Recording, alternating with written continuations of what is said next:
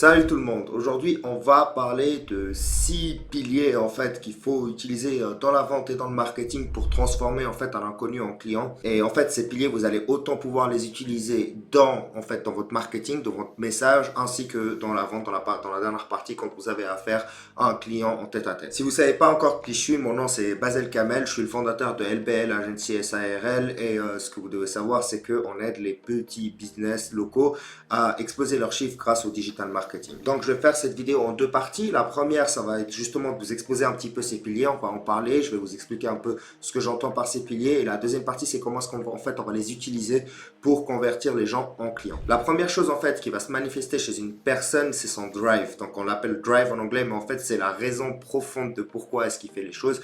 On en a chacun en nous. Un de ces drives en fait profonds par exemple va être le fait d'être aimé par les autres, le fait d'être apprécié par les autres. Et ça, c'est la raison profonde de pourquoi est-ce que les gens, ils ont des envies et des désirs et des problèmes qu'ils veulent résoudre. Et c'est la racine même en fait de ce qui va pousser une personne de passer à l'action. Et donc vous devez absolument comprendre votre clientèle cible. Quel est en fait ce drive, quelle est cette chose au fond d'eux en fait qui les pousse à agir comme ils agissent. Généralement, ils vont vous donner une bonne raison de pourquoi ils agissent de cette façon, mais en marketing, on sait qu'il y a une vraie raison derrière et c'est important qu'on connaisse en fait cette vraie raison avant de pouvoir exprimer en fait notre message de façon globale marketing. Ensuite, on va avoir le but. Donc en fait, la personne, elle se retrouve dans une situation A, elle voudra aller dans une situation B, donc elle aura un but. Et en fait, ce but justement, tant qu'elle l'a pas atteint, elle va en souffrir. Elle va sentir en fait une situation d'inconfort parce qu'elle a toujours pas atteint ce but. Et la raison de pourquoi est-ce qu'elle n'a pas atteint ce but, en fait, elle est très simple, c'est qu'il y a forcément un obstacle. Donc en fait,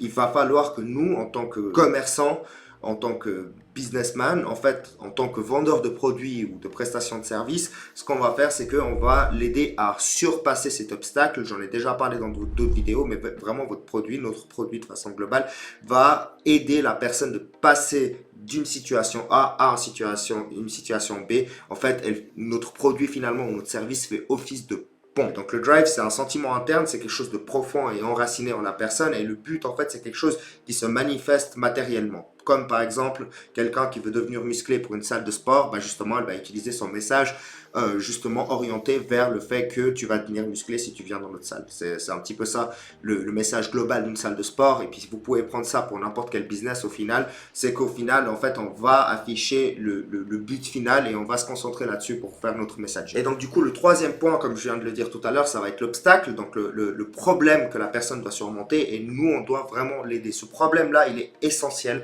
On doit vraiment comprendre quel problème on résout avec notre produit et notre service et concrètement on doit lui faire comprendre que justement on a de quoi résoudre son problème et son problème en fait ça va être l'obstacle justement qui l'empêche de passer de l'autre côté là où il désire être et de ce problème va naître justement le quatrième point, le quatrième pilier, ça va être la douleur. Donc il va ressentir une certaine douleur, un inconfort. Tout désir en fait va engendrer de la douleur et on va pouvoir utiliser cette douleur, on la génère pas en fait, la douleur elle est déjà en lui, c'est que juste des fois, en fait, il va la cacher, il va essayer de se trouver des excuses ou autres, et il va essayer de l'éviter, mais concrètement, quand on commence à lui poser des questions, à lui parler directement, en fait, là, cette douleur, elle réapparaît. Donc, on va appuyer comme un médecin, on va appuyer là où ça fait un petit peu mal. Alors, c'est un petit peu désagréable au début, mais justement, une fois qu'on sait quel est l'obstacle en fait qui l'empêche d'arriver à son but et qu'est-ce qu'il ressent, bah concrètement on va pouvoir lui donner la solution. Donc le cinquième point, ça va être justement le fait de le faire passer à l'action. Donc en fait ce passage à l'action,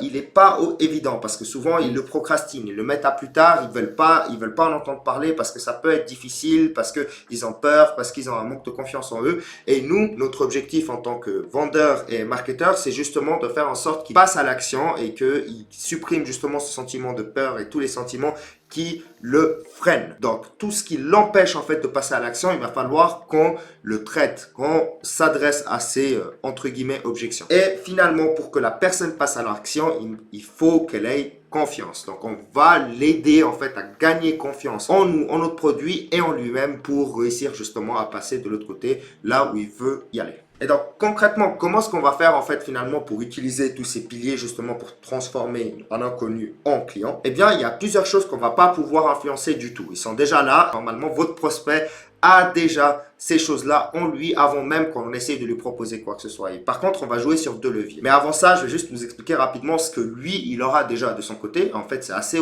évident. Il aura le drive de son côté, il aura le but de son côté. Donc en fait, justement, le but, c'est quelque chose qu'il a envie en lui-même. Il aura l'obstacle de son côté et il aura la douleur de son côté. Donc tout ça, c'est déjà créé par lui-même, créé par le prospect en question. Et nous, on va faire deux choses. On va d'abord appuyer un petit peu là où ça fait mal, comme je l'ai déjà dit précédemment, et je vais vous expliquer comment est-ce qu'on va faire ça. Et ensuite, on va lui accorder de la confiance. On va pousser en fait le sentiment de confiance en lui pour qu'il passe à l'action. Parce que ce qu'on désire et ce qui est aussi dans son contrôle, c'est l'action. Et du coup, on va le pousser à passer à l'action et donc vers l'achat ou de prendre votre service pour qu'il atteigne son objectif. Donc concrètement, comment est-ce qu'on fait pour augmenter en fait un petit peu la douleur que la personne a déjà? Donc de nouveau, hein, on reste totalement éthique dans l'histoire, c'est qu'on ne va pas lui créer une douleur pour lui créer une douleur.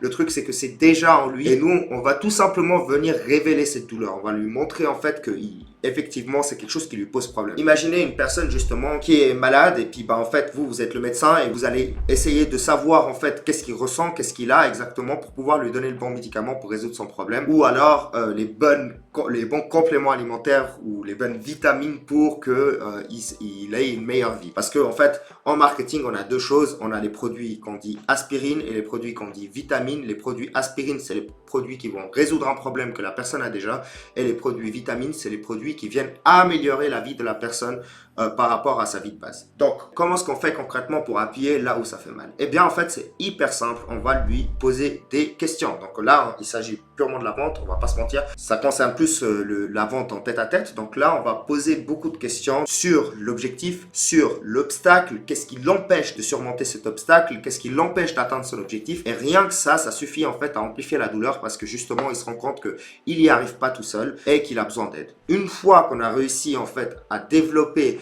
ses sentiments en lui, c'est là où justement on va l'aider à prendre confiance pour passer de l'autre côté. Et donc du coup, comment est-ce qu'on va donner confiance à quelqu'un? Eh bien en fait, on va créer la foi en lui. Ça paraît débile comme ça, mais en fait, on va lui donner foi en lui-même, on va lui donner confiance en lui-même. Et comment est-ce qu'on va faire ça? En fait, on a trois choses qu'on peut faire. On peut jouer justement sur notre garantie, donc on va lui montrer en fait que notre produit, il va l'amener de façon sûre et certaine de l'autre côté, sinon en fait, il n'aura pas à payer. Par exemple, ça c'est un moyen extrêmement puissant en fait qu'on peut utiliser dans la vente. Et il y a notre propre sentiment de confiance justement qui va l'influencer lui-même, donc qui va influencer votre prospect justement à passer à l'action.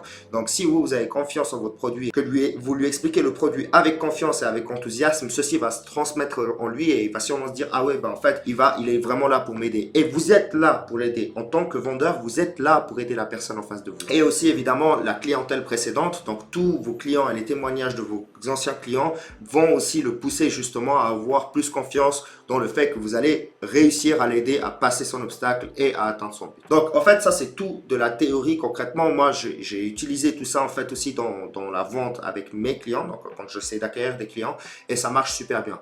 Donc concrètement le discours de vente il doit d'abord être dans l'écoute, c'est beaucoup d'écoute et ensuite justement on apporte la solution et on apporte le sentiment de confiance à la personne en face de nous justement pour qu'elle passe à l'action et qu'elle change sa vie. Et donc une fois que la personne a la confiance et qu'elle croit en votre produit, c'est là que justement on va pouvoir la faire passer à l'action et donc on va pouvoir lui vendre notre produit et tout roule autour de ça. Et finalement, c'est pas seulement ce sentiment de confiance au final, il règne pas seulement en fait dans la vente en tête-à-tête, il sera aussi valable même sur un site web, même dans une boutique, etc. Si votre boutique ou si votre site web, il n'inspire pas confiance, concrètement, la personne, elle va se dire non, je vais jamais me mettre là-dedans, c'est une arnaque ou je sais pas quoi. Et donc du coup, voilà, il faut vraiment que votre site ou votre boutique ou vous-même inspirez confiance à la personne lorsqu'elle vous voit en fait. Que ça soit sur un site web ou que ça soit en tête-à-tête. Donc du coup, j'en ai plus ou moins fini pour aujourd'hui. C'était une vidéo qui était relativement courte, mais qui regroupe en fait les piliers les plus importants de la vente. Je vais aller plus loin une fois, je vous donnerai tout un script complet de ce que nous on utilise par exemple dans la vente. Mais